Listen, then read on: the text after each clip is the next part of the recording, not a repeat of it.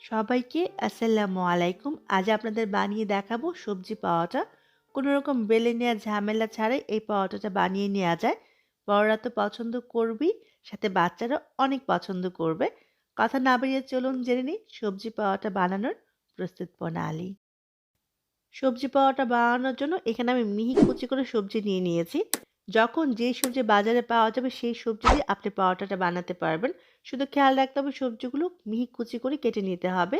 আজকে আমি এখানে ব্যবহার করেছি ফুলকপি, গাজর, পাতাকপি, পেঁয়াজের পাতা আর হচ্ছে ক্যাপসিকাম। প্রতিটা সবজি আমি 1/4 কাপ করে নিয়ে নিয়েছি। আপনি চাইলে এই সবজিগুলো দিয়েও পাওয়াটা বানাতে পারবেন। আবার চাইলে এখানে সবজি এডও করতে পারবেন। আবার এখান থেকে সবজি বাদও দিতে পারবেন।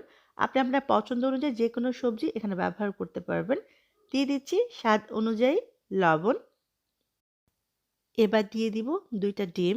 ডিমটা দেওয়ার জন্য পরোটাটা অনেক নরম হবে। যারা ডিম পছন্দ করেন না বা খেতে চান না তারা ডিমটা বাদ দিতে পারেন। তবে ডিমটা দেওয়ার জন্য পরোটার টেস্ট অনেক ভালো আসবে। ডিমটা খুব ভালো করে আমি সবজির সাথে মিশিয়ে নিব। এবার দিয়ে দিচ্ছি ২ কাপ পরিমাণ ময়দা। আপনি চাইলে ময়দার পরিবর্তে আটাও ব্যবহার করতে পারবেন। এবার নরমাল তাপমাত্রার পানি দিয়ে আমি একটা ব্যাটার বানিয়ে নিব। পানিটা একবারে ব্যবহার করবেন না, অল্প অল্প করে দিবেন আর একটা ব্যাটার বানাবেন। ব্যাটারের কনসিস্টেন্সি কেমন হবে আমি আপনাদের দেখিয়ে দিচ্ছি। দেখুন ঠিক এরকম পাতলা একটা ব্যাটার হবে।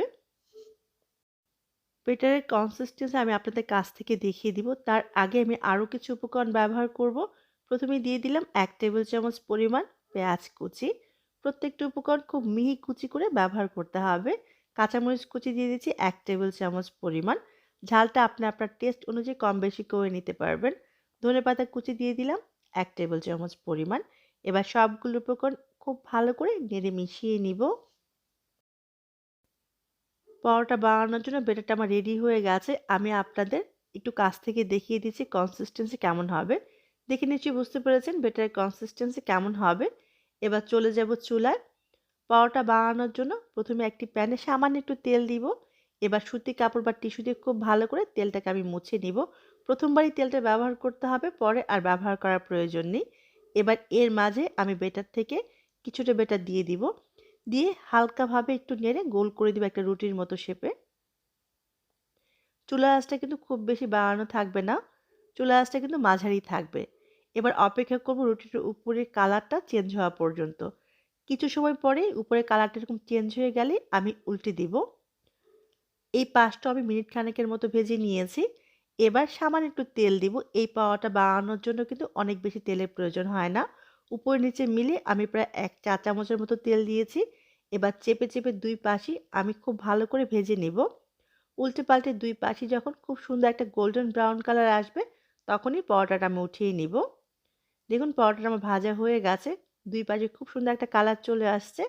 এবার পরোটাটাকে আমি উঠিয়ে নিব। আর ঠিক একইভাবে সবগুলো পরোটা আমি বানিয়ে নিব। দেখলেন তো কোনো রকম ঝামেলা ছাড়াই কত সহজে বানিয়ে নেওয়া যায় সবজি পরোটা। বাচ্চাদের জন্য খুবই উপকারী। সবজি আর ডিম থাকার জন্য আমি একটা পরোটা একটু ছেড়ে দেখিয়ে দিচ্ছি। দেখুন কতটা পারফেক্ট হয়েছে।